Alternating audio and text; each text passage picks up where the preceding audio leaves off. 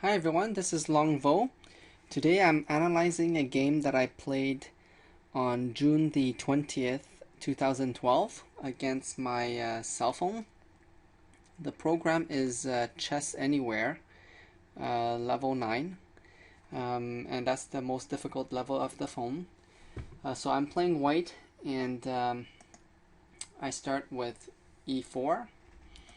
The computer goes c5 with the Sicilian defense. So I go knight to f3,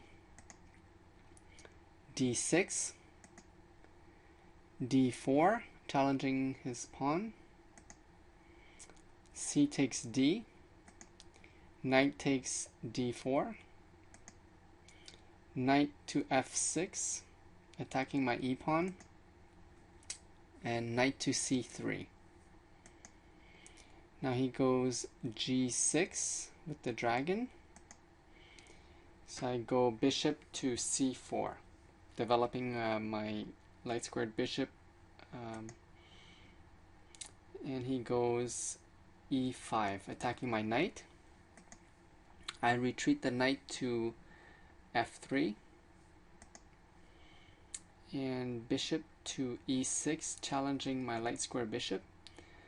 So at this point, if I took, then he takes back, then I would be losing a tempo, because by taking I'm wasting a move, right? And basically I'm investing one move in a bishop that will disappear off the board. So I decided to retreat my bishop, and if he takes, then once I take, then that's considered a development move to open the A file.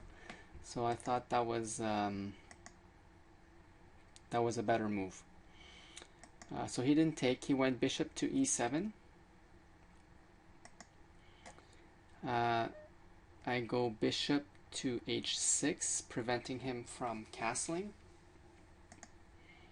So he goes knight to G4, trying to kick my bishop away.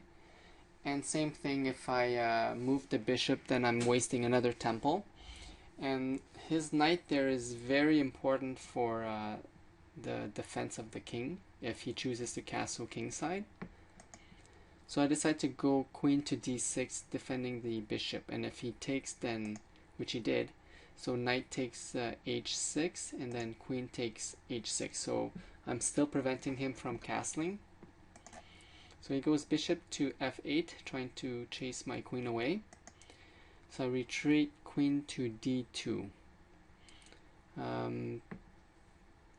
That was really the only move that I could go.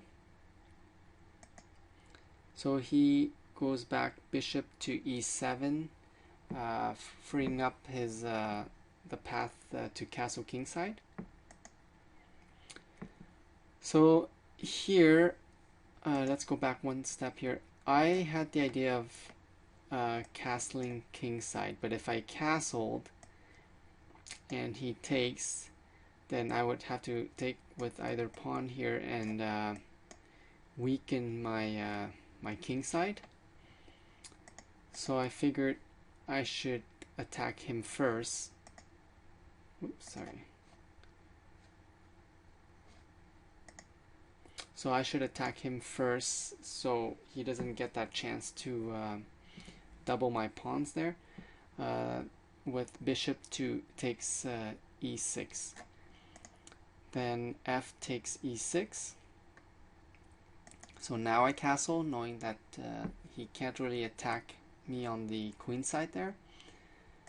So he goes queen to b6, and I go king to b1. I don't think that was a good move from my part, because it's just wasting one move. The fact that his queen is there doesn't really do anything. So then he castles kingside. So then I go queen to h6. So putting pressure on the king side, and now his bishop can't chase the queen away. So he goes knight to d7, bringing some pieces towards the king side for defense. So now I go h4 with the idea of going knight to g5, threatening checkmate here.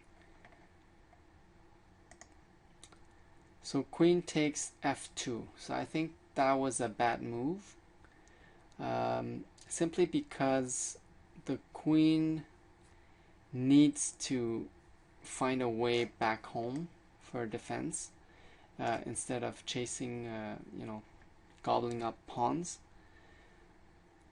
And he also opened the f file. So I think when the king is on the other side, you want this area to be opened as much as possible to attack the king, right? And by taking the f2, he really opened up one file for me. So this file is completely open. So I continue with my plan with knight to g5, threatening checkmate. So he goes knight to f6, defending the checkmate threat here, and bringing the knight into the defense.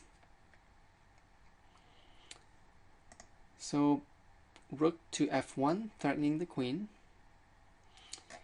and this knight is playing a crucial role in defense here. So my idea was once the queen moves, I would take the knight. So queen to d2. So he is trying to bring the queen into the defense here. Okay, so rook takes f6, and I didn't care with what he would take back. So either the rook or the bishop, it didn't matter, because my goal here was to deliver check here. So queen takes g5. So at this point I don't think he has a choice, and this works out for me as well. So h takes g5, opening the h file for my rook.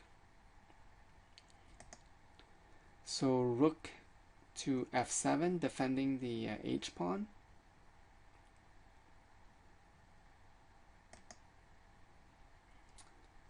So rook takes g6, check. So I think this was an opportunity for me to win a pawn, and of course my my rook was under attack here, right? So king to h8.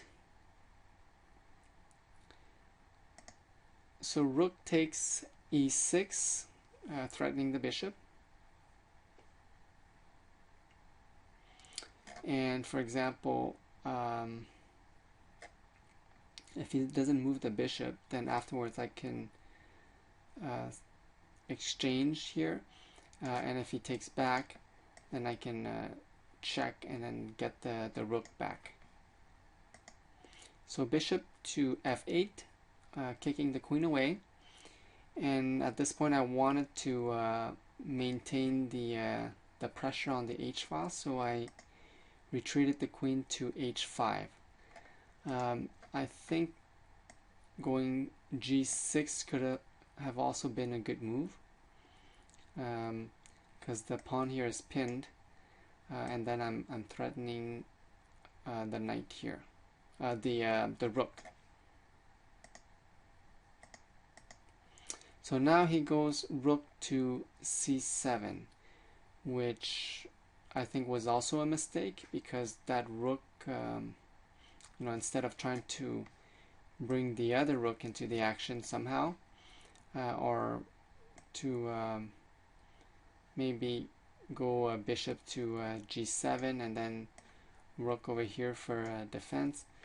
The rook going to the c7 square, I don't think it does anything.